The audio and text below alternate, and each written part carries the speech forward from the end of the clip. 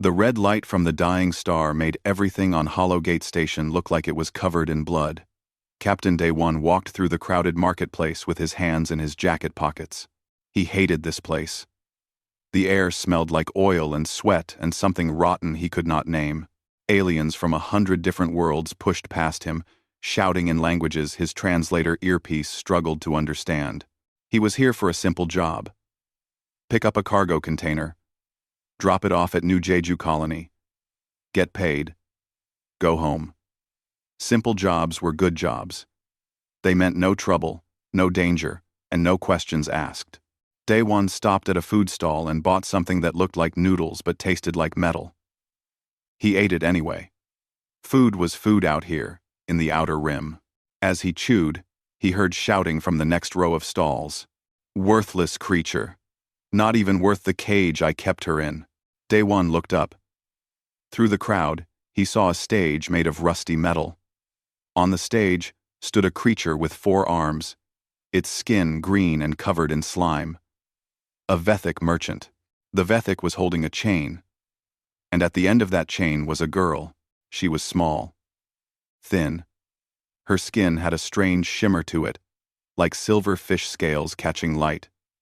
2 small horns grew from her head, barely longer than his thumb, a tail wrapped around her legs, as if she was trying to make herself even smaller than she already was. Her eyes were gold, bright gold, and they looked at nothing. Not the crowd, not the merchant, just down at the floor. "Dragonkin!" The Vethic merchant shouted. His voice came through a box on his chest that translated his clicking sounds into words. Last of a dead species. Exotic. Rare. The crowd laughed. Someone threw something at the stage. The girl did not move. Cursed things. A voice near Day One said. He turned and saw a tall alien with too many eyes. Dragonkin brought war to their own world. Deserved what they got. Day One felt something cold in his stomach. He knew that feeling. Anger. The kind that made you do stupid things. "Who will bid?" the Vethic shouted. "Who wants this exotic pet?" Silence. Nobody raised a hand. Nobody even looked interested anymore. The Vethic made an angry clicking sound. "Fine. 1 meal token. I will sell her for 1 meal token. Just to be rid of her. 1 meal token. The cheapest currency on the station. Worth maybe enough to buy the terrible noodles Day One had just eaten. This merchant was selling a living being for less than a bowl of bad food. Day One's hand moved before his brain could stop it. He raised it high. "I will buy her," he said. His voice was loud, clear. Everyone turned to look at him. The Vethic's 4 eyes widened. "You? A human?" "Yes, me. A human." Day One walked to the stage. He pulled out his credit chip. "But I am not paying 1 meal token. Here, 500 credits." The crowd gasped. 500 credits was real money. Good money. The Vethic stared at the credit chip like it might bite him. "You are serious?" the merchant asked. "Do I look like I am joking?" Day One held out the chip. The Vethic grabbed it fast, as if Day One might change his mind. He scanned it, confirmed the credits, and then practically threw the chain at Day One. "She is yours. And good riddance. Dragonkin bring only ruin, human. She will burn your ship. She will bring death to everyone near her. They always do." Day One caught the chain. He looked down at it. It was heavy, made of some dark metal. He hated it immediately. He looked at the girl. She still stared at the floor. She had not looked at him once. "Can you walk?" he asked her quietly. She did not answer. Did not move. Day One sighed. He reached for the collar around her neck where the chain connected. There was a lock. Electronic. He pulled out his multi-tool and forced it open. The collar fell to the stage with a loud clang. The girl's head snapped up. For the first time, she looked at him. Those gold eyes were wide with surprise. Maybe fear. Maybe hope. He could not tell. You are free, Day One said. The chain is gone. But if you want, you can come with me to my ship. I will not hurt you. I promise. She stared at him for a long moment. Then, slowly, she nodded. Day One walked away from the stage. The girl followed. She stayed 3 steps behind him, her tail still wrapped tight around her legs, her arms hugging her own body. They walked through the market in silence. The crowds parted for them. People whispered, pointed. Some laughed. Some made signs with their hands that Day One guessed were meant to ward off bad luck. He ignored them all. His ship, the Wandering Star, was docked at Bay 17. It was not a beautiful ship. The hull had dents and scratches from too many close calls. One of the engine ports was patched with metal that did not match the rest. But it was his ship. His home. And now, maybe, hers too. He opened the cargo bay door. This way, he said. The girl stepped inside. She looked around at the cargo crates. The spare parts scattered on the floor. The dim lights hanging from the ceiling. She looked like she was trying to decide if this was a trap. Bo-Ra, Day One called out. We have a guest. A female voice came from the speakers in the walls. A guest? Captain.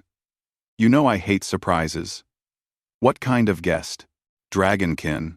The ship AI was silent for 3 full seconds. Then, you bought a dragonkin. At Hollow Gate. Captain, have you lost your mind? Maybe. Day One said. He walked to a storage locker and pulled out a blanket. It was old, but clean. He held it out to the girl. Here, you look cold. She stared at the blanket, then at him. Her fingers were thin, delicate.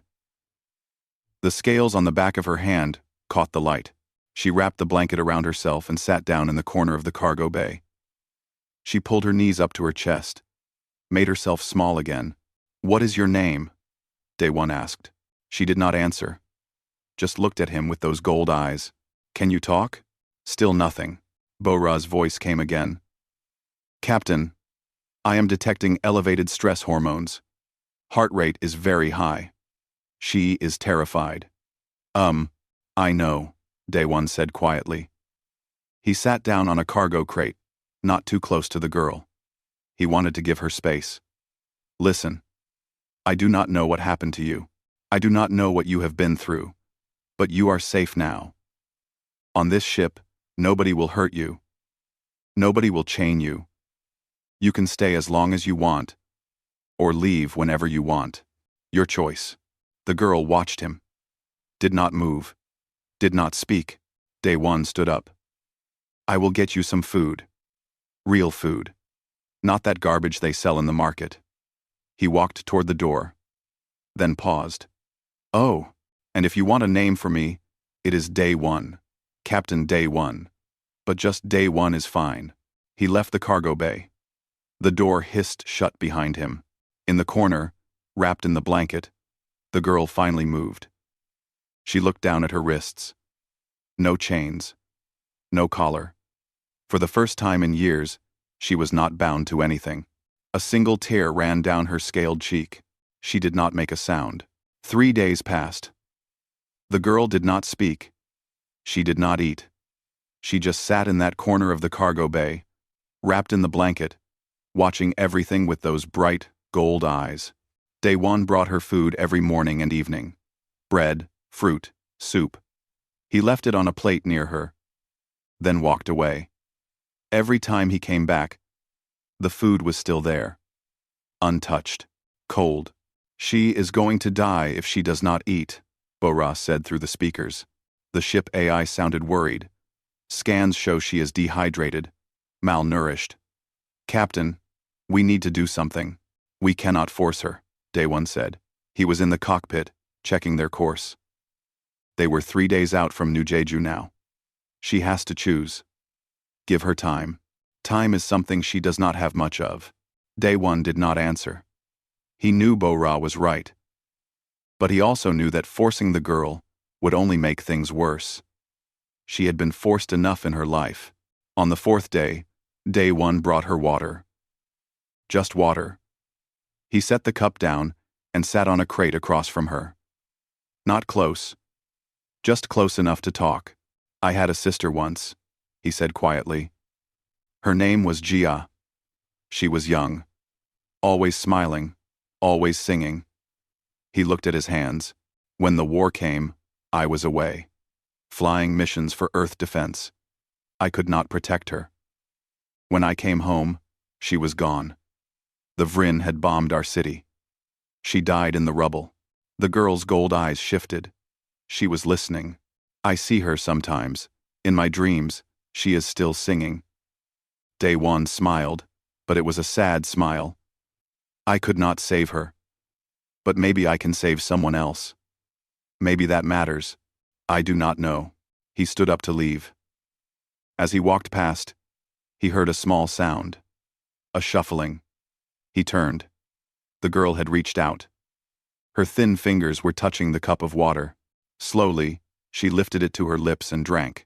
Day One felt something warm in his chest. Relief. Hope. He nodded to her and left the cargo bay. Behind him, the girl drank every drop. That night, the ship shook. Alarms blared. Red lights flashed in every corridor. "Captain," Bo-Ra shouted. "We have a problem. Pirate vessel on intercept course." Day One ran to the cockpit. Through the window, he saw a ship painted in rough black and red. Weapons hot. Targeting the wandering star. How many? One ship. Raider class. 20 crew. They are hailing us. Audio only. Put them through. A rough voice crackled over the speakers. Cargo ship. Cut your engines. Prepare to be boarded. Surrender your goods and you live. Resist and you burn. Your choice. Day One's jaw tightened. He had dealt with pirates before. They never kept their promises. Bo-Ra. Evasive pattern 7. Buy us some time. On it. The wandering star banked hard left. Day One's hands flew over the controls. The pirate ship followed, firing warning shots across their bow. One blast hit the shield. Sparks flew from a console.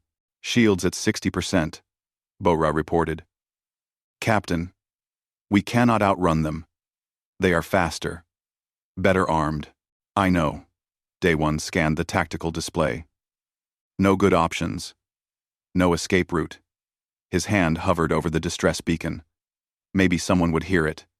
Maybe help would come. Maybe. Then the lights went out. Every screen in the cockpit went black. The engines whined down. Even Bo-Ra went silent. "Bo-Ra?" Day One called into the darkness. "Bo-Ra?" Nothing.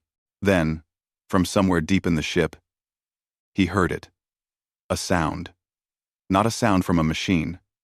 Not a sound from a human. It was something else. Something old. Something powerful. A hum. No. Not a hum. A song. A single note held long and clear. It grew louder. The walls of the ship vibrated. Day One felt it in his teeth. In his bones. The lights flickered back on. The screens came to life. Bo-Ra's voice crackled through the speakers. "Captain! Energy surge. Massive energy surge from the cargo bay. What is happening?" Day One ran. He sprinted through the corridors, his boots clanging on the metal floor. He reached the cargo bay and slammed the door control. The door opened.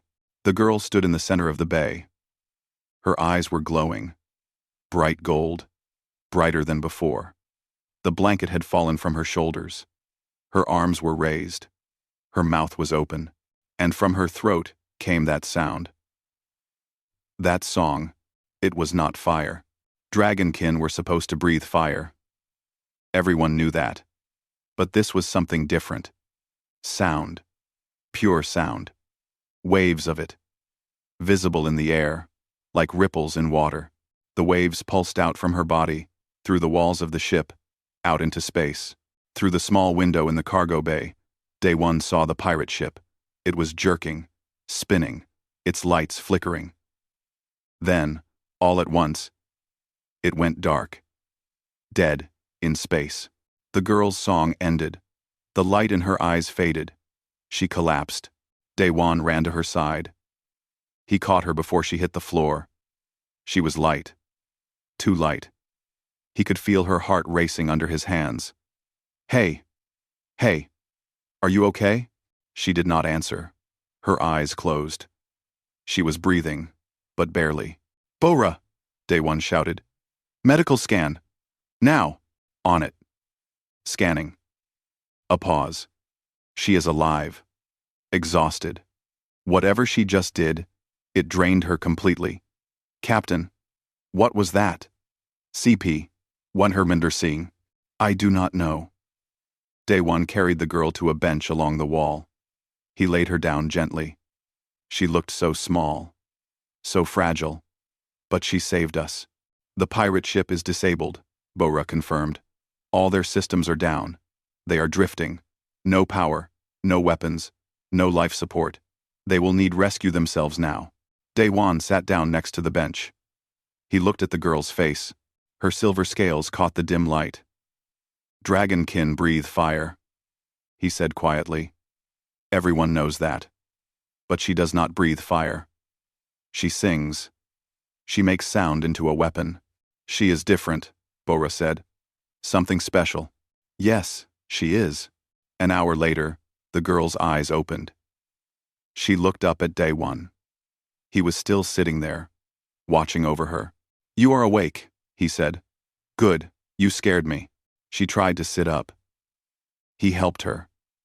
She looked around the cargo bay, as if checking that everything was still there. Still real. You saved us, Daewon said. That pirate ship. You stopped them. How did you do that? The girl looked at him. She opened her mouth. For a moment, he thought she might speak, but then she closed it again. Instead, she reached for a datapad on the nearby table. Old. Scratched. Daewon used it for inventory checks. She tapped on the screen. Her fingers moved slowly. Carefully. She turned the screen to show him. Words. She had written words. My name is Hana. Daewon smiled. She tapped again. More words appeared. Thank you for saving me. I will protect you now. I owe you my life. No, Daewon said firmly. You do not owe me anything. You are free. You understand? Free. You do not have to protect me. You do not have to do anything. Hana stared at him. Then she tapped again. Why did you buy me? Daewon was quiet for a moment. Because it was the right thing to do. Because no one else would. Because I could not walk away. Numb. Hana tilted her head. Her gold eyes studied his face. Then she nodded slowly. She tapped one more time. I will stay. If you let me. You can stay as long as you want. For the first time since he had met her, Hana smiled. It was small. Barely there. But it was real. Daewon stood up. Rest. We will reach New Jeju soon. There are people there who can help us. Help you. Hana nodded. She lay back down on the bench, her eyes closed. In moments, she was asleep. Daewon returned to the cockpit. Bora was running system checks. Captain, the AI said. I have been thinking. Dragonkin are not supposed to have sonic abilities. Fire, yes. Claws, yes. But sound manipulation? That is not in any database I have. I know. Which means Hana is not just any dragonkin. She is something more. Daewon looked out at the stars. Yes. And someone out there knows it. Someone destroyed her world, looking for people like her. The Vryn Imperium. Yes, the Vryn. Captain. If they find out she is alive, they will come for her. What do we do? Daewon leaned back in his chair. We protect her. And we find out why she is special. Before they do, New Jeju Colony sat on a green planet with 3 moons. It was home to 50,000 humans who had left Earth looking for peace. The colony had farms, forests, and a small spaceport. Day-1 had been born here before he joined the military. It was the closest thing to home he had left. The wandering star landed on Pad 7. Day-1 helped Hana down the cargo ramp. She still did not speak, but she stayed close to him now. She trusted him. That meant something. Day-1, a voice called. An older man in a military uniform walked toward them. Admiral Taeyang. Gray hair, hard eyes. But when he smiled, those hard eyes softened. He and Day-1 had fought together in the war. They had both lost people they loved. Admiral, Day-1 said. You too, Captain. Taeyang looked at Hana. His eyebrows rose. Is that Dragonkin? Yes. Her name is Hana. Taeyang was quiet for a moment. I thought they were all dead. So did everyone else. Come. We need to talk. Privately. They walked to the colony command center. Hana stayed close to Day-1's side. Inside, Taeyang led them to a meeting room. A woman was already waiting there. She was young, maybe 30, with glasses and clothes covered in dust. This is Dr. Yuna, Taeyang said. She studies old alien cultures, dead civilizations. She knows more about Dragonkin than anyone alive. Dr. Yuna stepped forward. She looked at Hana with wide eyes. Incredible. I never thought I would see one in person. She caught herself. Sorry. That was rude. Hello, Hana. My name is Yuna. Hana nodded but did not speak. She pulled out her datapad and typed. Dr. Yuna, read the screen. She does not talk. The doctor said. But she writes. That is fine. That works. They sat down at a table. Taeyang folded his hands. Day-1. Day-1 told them about Hollow Gate. The auction. Hana's power when the pirates attacked. Dr. Yuna listened carefully. When he finished, she was quiet for a long time. Do you know what a resonant is? She finally asked. No. Dragonkin legend speaks of them. A child born once every 1,000 years. Someone who can do more than breathe fire. Someone who can manipulate sound itself, control vibrations, energy waves. She looked at Hana. You are a resonant? Are you not? Hana typed on her datapad. She turned it so everyone could see. My grandfather said I was. He called me the last hope. The last hope for what? Day-1 asked. Dr. Yuna stood and pulled up a hologram. It showed a planet. Beautiful. Blue oceans. Green continents. This is Dramath, the Dragonkin homeworld. 20 years ago, the Vryn Imperium attacked it. They bombed it until nothing was left. Billions died. The hologram changed. Now it showed a dead world. Gray, cracked, lifeless. The Vryn said they were expanding their territory. But that was a lie.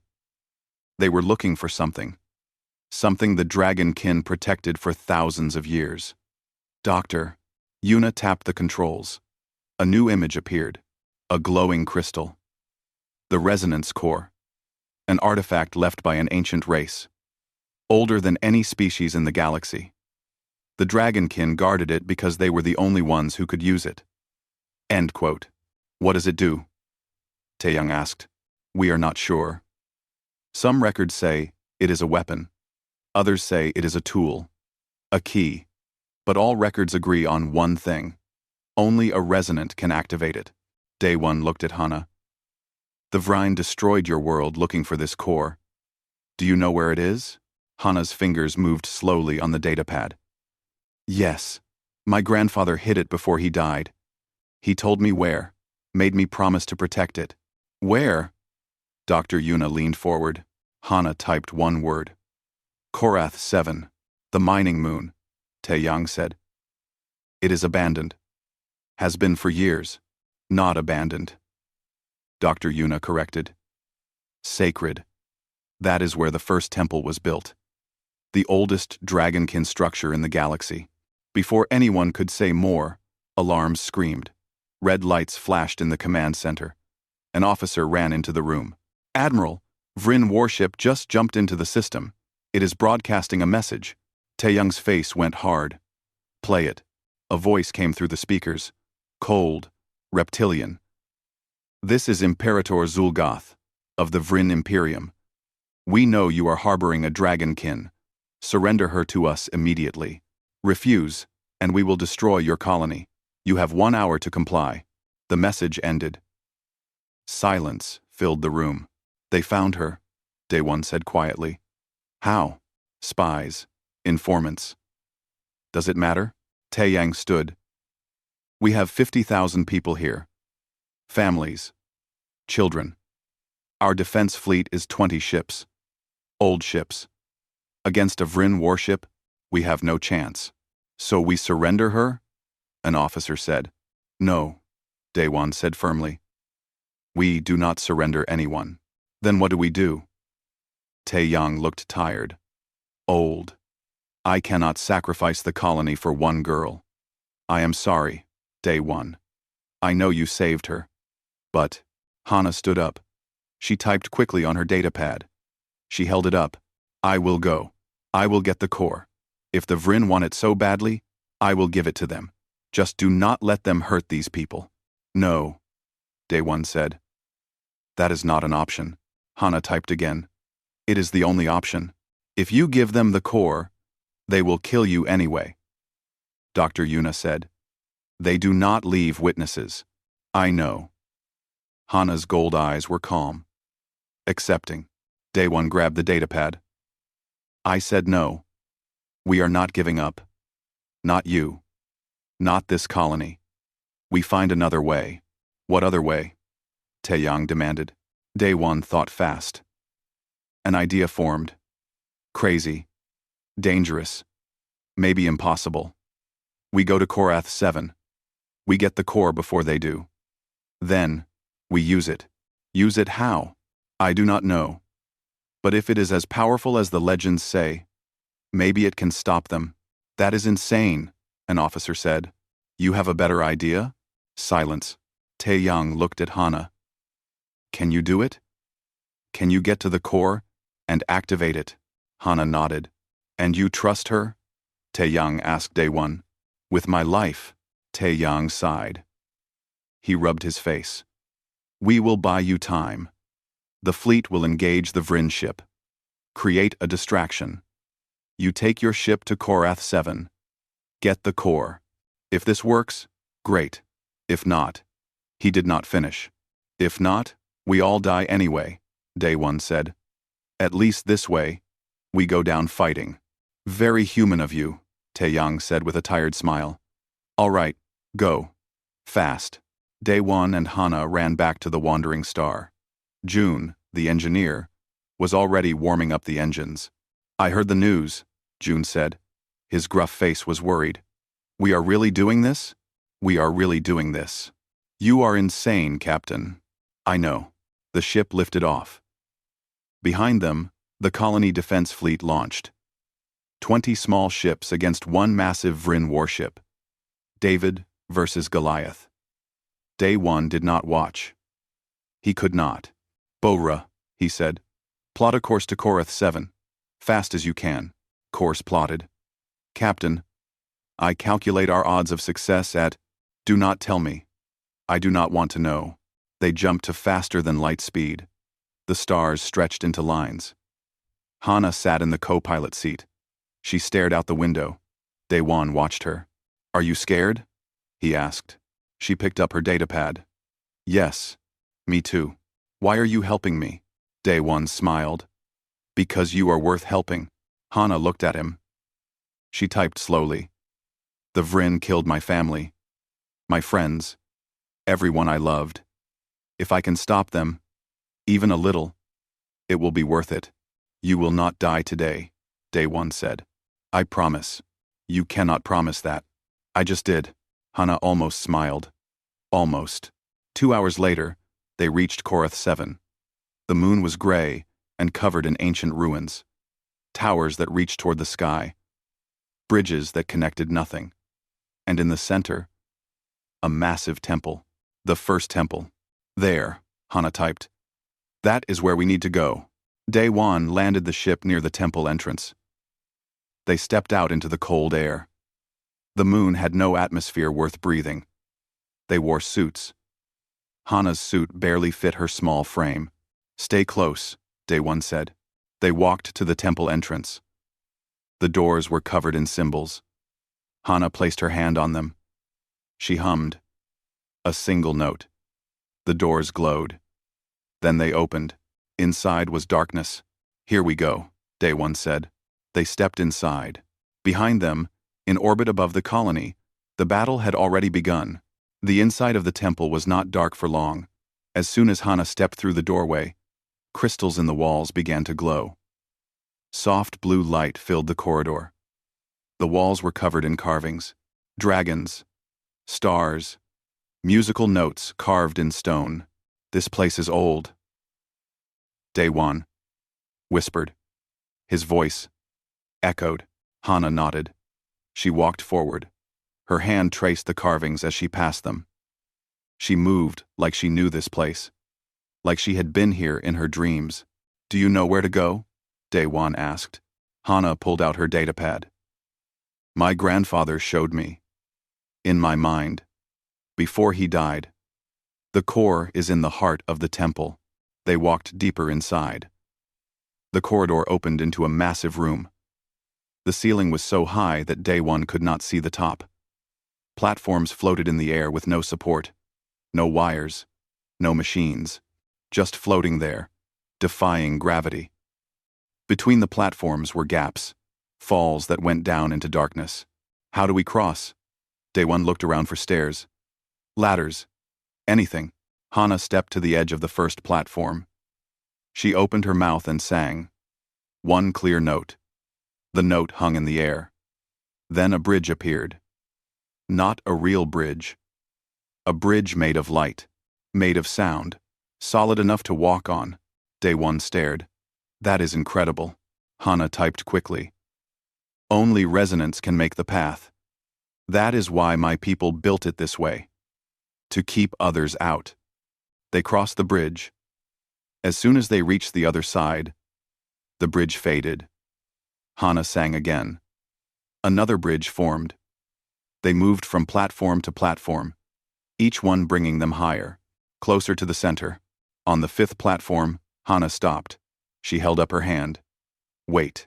Day One froze. She pointed down. Below them, in the darkness, lights moved. Red lights. Targeting lasers. "Vrin," Day One breathed. "They are already here." A voice echoed up from below. "Harsh. Mechanical. Resonant. We know you are here. Surrender the core and we will let the human live." "They are lying," Day One said. Hana nodded. She knew. Gunfire erupted.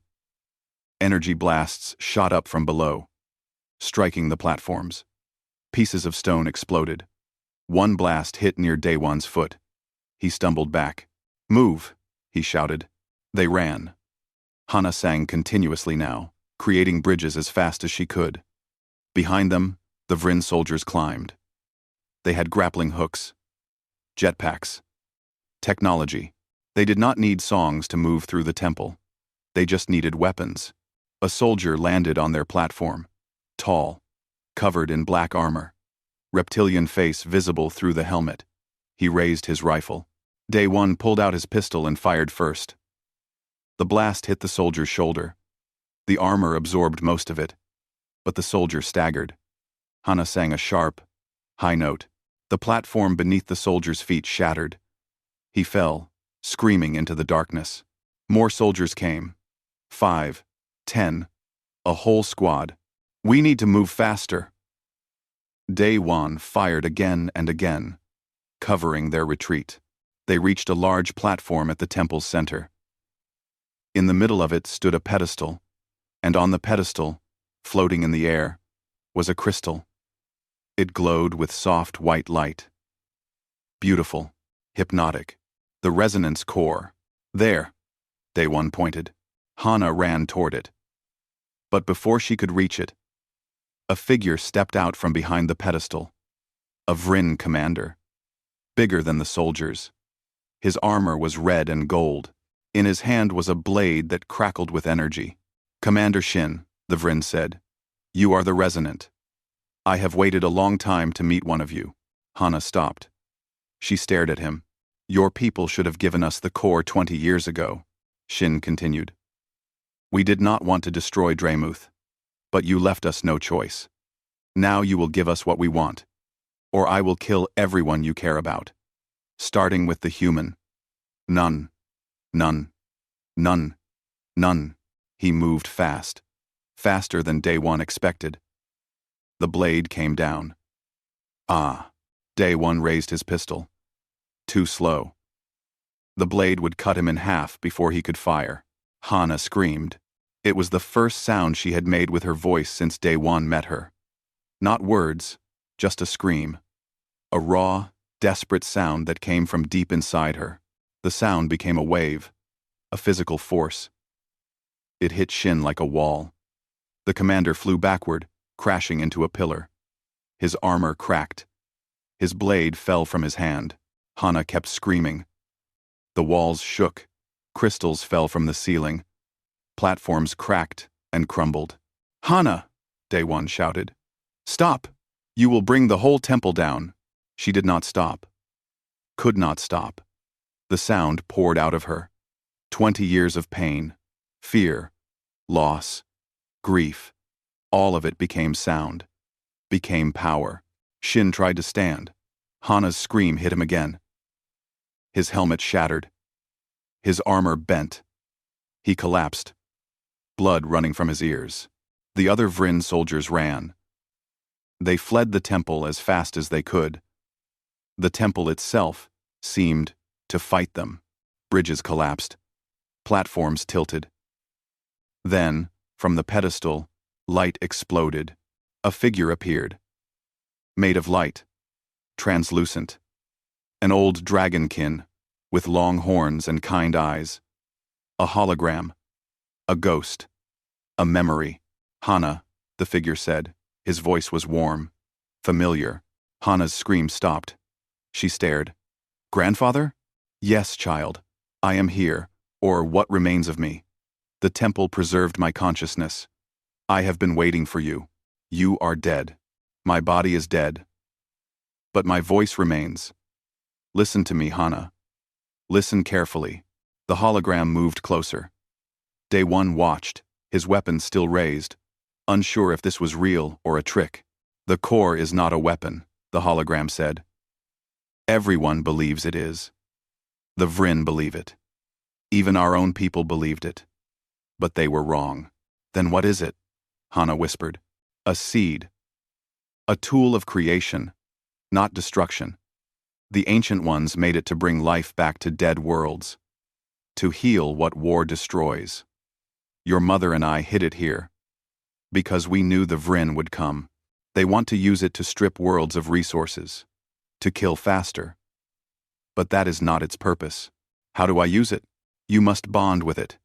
Become one with it. Only a resonant can do this. But know this, child. Once bonded, you cannot unbond. The core will be part of you forever. Your voice will carry its power. You will be able to create or destroy with a song." Hana looked at the core, then at Day One. "If I bond with it, can I stop the Vryn?" "You can do more than stop them. You can save the colony, save your people, save yourself, but I will never be normal again. You were never normal, child. You are a resonant. You were meant for this." Hana was quiet. Day One stepped forward. "Hana, you do not have to do this. We can find another way." "There is no other way." She looked at him with those gold eyes. "You said I was worth helping. Let me help you now." Before he could argue, she walked to the pedestal. She reached out. Her hand touched the core. Light exploded. Blinding. Pure. Day One covered his eyes. When the light faded, Hana stood, holding the core. It had shrunk. Now it was small, fitting in her palm. It glowed in rhythm with her heartbeat. As he watched, it sank into her chest. into her body, becoming part of her. Hana gasped. Her eyes glowed bright gold, brighter than before. The scales on her skin shimmered. When she opened her mouth, light spilled out. I can hear everything, she whispered. Every sound, every vibration. The stars sing. Day 1. The stars sing. Are you okay? I am more than okay. I am whole. The hologram of her grandfather smiled. Good. Now go, child. Your people need you. The colony needs you. Show the galaxy what a resonant can truly do. Thank you, grandfather. I love you, Hana. The hologram faded. The temple shook. The ceiling cracked. June's voice crackled over Day 1's radio. Captain, the temple is collapsing. You need to get out now. Working on it. Day 1 grabbed Hana's hand. Can you get us out? Hana smiled. She opened her mouth and sang. The song was not loud. It was gentle. But it carried them, lifted them. They floated off the platform, carried by sound itself, flying through the temple. Debris fell around them but did not touch them. The song protected them. They burst out of the temple entrance just as it collapsed. Tons of stone fell inward. The first temple, standing for thousands of years, was gone, but the core was safe. They ran to the ship. June had the engines hot. Get in. Get in. They scrambled aboard. The wandering star lifted off as the moon shook beneath them. They shot into space. Bo-Ra, Day 1 gasped. Status of the colony? The battle is not going well, Captain. The Vryn are winning. Colony shields at 15%. Hana stood. She walked to the cargo bay. Take me there. What? Take me to the colony. Now. I can stop them. Day 1 looked at her. She was different now. Taller somehow. Stronger. The core had changed her. All right, he said. Bo-Ra. Set course for New Jeju. Maximum speed. Acknowledged. ETA, 20 minutes. 20 minutes. The colony had to survive 20 minutes. Day 1 hoped it would be enough. The wandering star dropped out of faster-than-light speed near New Jeju. What Day 1 saw made his heart stop. Fire. Explosions. Ships breaking apart in the darkness. The colony defense fleet was scattered. Burning. Only 5 ships remained from the original 20. They limped through space, shields flickering, weapons barely firing. The Vryn warship loomed over the colony like a beast over prey. It was massive. Black metal covered in spikes and weapons. It fired again. A beam of red energy lanced down toward the colony's shield. The shield flashed. Held. Barely. Shields at 8%, Bo-Ra reported. Her voice was flat. Clinical. Next hit will break through. Colony will be destroyed. No. Hana's voice was calm. Certain. It will not. She walked to the cargo bay airlock. Day 1 followed. What are you doing? I am going out there. Out there? Hana, you cannot survive in space. You will die. She looked at him. Those gold eyes were glowing. The core's light pulsed under her skin, visible through her scales. I bonded with the core.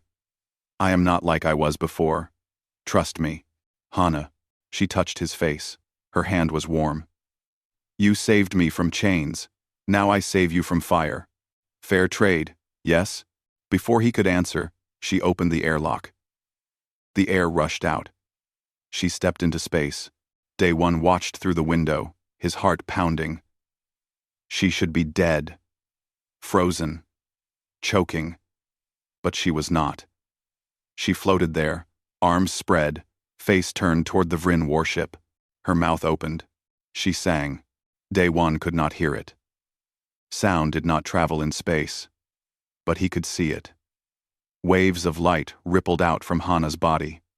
Golden waves that moved through the emptiness. They spread, grew, covered everything. The waves reached the Vryn warship. Inside the command center of that ship, Imperator Zul'Gath stood watching the colony die. Reptilian face twisted in satisfaction. clawed hands, gripping the railing. 20 years he had hunted the dragon kin. 20 years searching for the core. Now it was close. He could feel it. "Sir," an officer called. Energy readings. Massive energy readings from C. Rever. The lights went out. Every screen, every console, every weapon, everything went dark, dead. The ship's engines whined down. Gravity failed. Zul'Gath floated up from the floor, grabbing the railing. "What happened?" he roared. "Get power back online." "We cannot, sir. All systems are down. It is like something turned off the ship." Through the window, Zul'Gath saw her. A small figure floating in space. Glowing. Singing. A dragonkin. A resonant. "No," he whispered. Hana's song grew stronger. The golden waves pulsed again. This time, they hit the Vryn fighter ships. All of them. 50 ships went dark at once. Dead in space. In orbit around the colony, the remaining human ships stopped firing. They watched, confused, afraid, hoping. Admiral Taeyang stood on the bridge of his flagship. His hands shook. "What is happening?" "All Vryn vessels have lost power, sir," an officer reported. "Every single one." "How?" "I do not know, sir. But look. There. In space." Taeyang looked. He saw Hana. Tiny. Fragile-looking. But glowing like a star. "The dragonkin," he breathed. "She did it." Hana's song changed. It became louder. Deeper. The golden waves turned into streams of light. The streams wrapped around the Vryn warship. Not to destroy it. To hold it. To contain it. Zul'Gath screamed orders. "Fire! Fire! Everything!" Nothing worked. The ship was a tomb. A prison. Hana pulled her hands apart. The warship shuddered. Groaned. Then it began to move. Away from the colony. Pushed by sound. By the core's power. It drifted back. Out of weapons range. Helpless. Then Hana turned to the colony. She sang again. This time, the song was different. Softer. Healing. The golden light flowed down toward the planet. It touched the shield generators. Power surged. The shield strengthened. Grew brighter. The cracks sealed. In moments, the colony's shield was at full power again. Inside the colony, people watched through windows. They saw impossible things. They saw a girl in space, singing, saving them. Children stopped crying. Parents held each other. Old soldiers saluted. In the wandering star, Day One could only stare. "She is a miracle." "She is more than that," Bora said. "Captain, her song is being picked up by communication arrays across the sector. It is spreading, broadcasting. Everyone in 10 light years can hear it." "Hear what?" "There is no sound in space. Not sound. Energy. Vibration. The song translates through any medium.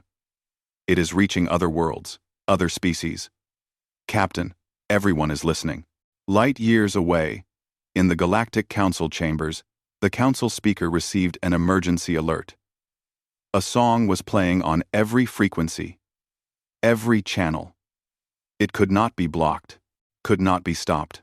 Ambassador Yunji, the human representative, listened. Tears ran down her face. "That is a dragonkin," another ambassador whispered. "But they are extinct." "Not anymore," Yunji said. "Not anymore." The council speaker stood. "Emergency session, now." Back at New Jeju, Hana's song finally ended. The light faded. She floated there in space, eyes closed, exhausted. Daewon activated his suit. "June, open the airlock." "Are you insane?" "Probably. Open it." The airlock opened. Daewon jumped out. His suit's thrusters fired, pushing him toward Hana. He caught her. Her body was warm. too warm. The core's energy was burning through her. "I have you," he said into his radio. "I have you." Road. Ard. Her eyes opened slowly. "Did it work?" "Yes. You saved everyone." She smiled. Then, her eyes closed again. Day-One carried her back to the ship. They sealed the airlock. He laid her down in the cargo bay. Her breathing was shallow. Her skin was too hot to touch. Bo-Ra, medical scan. She is alive but barely. The core's power nearly killed her. She used too much at once. Can we help her? Unknown. I am not programmed for dragonkin physiology, especially not a resonant bonded to an ancient artifact. Day-One sat next to her. He held her hand. "Come on, Hana. Stay with me. You cannot die now. Not after everything." Hours passed. Day-One did not move, did not eat, did not sleep. He just sat there, holding her hand, waiting. Finally, Hana's eyes opened. "You are still here. Where else would I be? Most people would leave. I am dangerous now. I do not care." She squeezed his hand weakly. "Thank you. For everything. Rest. We can talk later." One. But there was no time to rest. A ship appeared on their sensors. Then another. Then 50 more. 100. 200. "Captain," Bo-Ra said. "Multiple vessels entering the system. Identification shows Galactic Council signatures. They sent a fleet. Are they here to fight? No. They are here to observe. To protect. The Council is broadcasting a message." The message played. The Council speaker's voice filled the ship. "By unanimous vote, the Galactic Council recognizes the dragonkin species as under Council protection. Any further aggression against dragonkin individuals will be considered an act of war against the Council itself." Another message followed. This one, from Ambassador Unji. "To the Vrin Imperium. Your war crimes have been recorded. Your attack on New Jeju colony has been witnessed by the galaxy. You are hereby sanctioned. All Vrin territories in Council space are frozen. Your fleets will withdraw immediately or face total embargo." On the crippled Vrin warship, Imperator Zul'Goth received the messages. His empire was ruined. His fleet was dead. All because of one girl. He had lost. Weeks later, Day-One stood on a hill overlooking New Jeju colony. The sun was setting. 2 of the 3 moons were visible in the sky. Next to him stood Hana. She was healthy now, stronger. The core no longer burned inside her. She had learned to control it. "They want me to speak at the council," Hana said. Her voice was soft but clear. She talked now. Every day. Words still felt strange in her mouth, but they came easier. "Will you go?" "Yes. I need to tell them about my people. About what happened. So, it never happens again." "That is brave. I learned from you." She looked at him. "What will you do? Go back to cargo runs?" "I do not know. Admiral Taeyang offered me a job. Training pilots. Teaching them about working with other species." "That sounds good." "It does. But first, I have something to do." "What?" Day-One pulled out a data pad. He showed her the screen. It was a star map. One system was highlighted. "Dramuth. Your homeworld. I want to take you there. If you want to go." Hana stared at the map. "It is dead. Maybe, or maybe, with the core, you could bring it back. Your grandfather said it was a seed. A tool to heal worlds." Tears filled Hana's eyes. "Do you think I could?" "I think you can do anything." She looked at the sky. At the stars. Somewhere up there was her home. Dead for 20 years. But maybe, not forever. "I want to try," she whispered. "Then we will try. Together." 5 years passed. Dramuth was green again. Oceans sparkled under a yellow sun. Forests grew. Animals returned, brought from other worlds, and in the cities, carefully rebuilt, dragonkin walked. Not many. Only a few hundred survivors had been found scattered across the galaxy. But they were home. Now, in the capital city, a memorial stood. Carved from white stone. Names covered it. Billions of names. The dead, the lost, the forgotten. Hana stood before it. She wore robes now, gold and silver. She was the resonant queen, leader of her people. But she was still small, still quiet, still the girl who had been sold for a meal token. Next to her stood Day One. Older now, gray in his hair. But his eyes were still kind. I am scared, Hana said. So many people depend on me now. They do not depend on you alone. They depend on all of us. You taught them that. One person can save a world, but many people together can save a galaxy. Young dragonkin children ran past them, playing, laughing.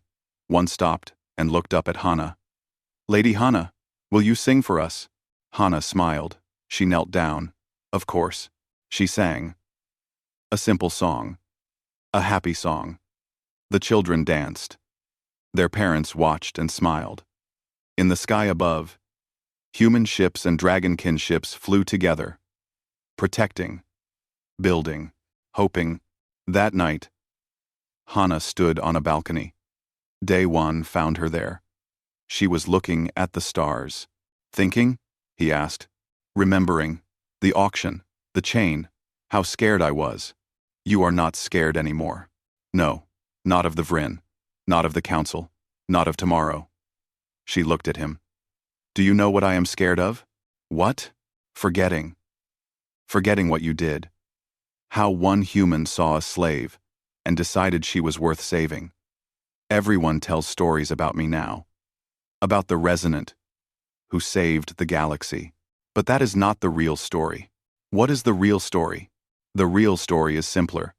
You saw someone who needed help. And you helped. That is all. But it was enough. It was everything. Day One was quiet for a moment. Then he smiled. History will remember both of us. The pilot and the Resonant. The human and the dragonkin. No. Hana shook her head. History will remember what we proved. That kindness is never wasted. That one life is worth saving. That even the quietest voice can change everything. She looked back at the stars. I was sold for a meal token. You bought my freedom. I gave you a future. We gave each other hope. Day One put his hand on her shoulder. That is a good story. Yes. It is. Below them, in the city, lights began to glow. Lanterns. Thousands of them. Dragonkin tradition.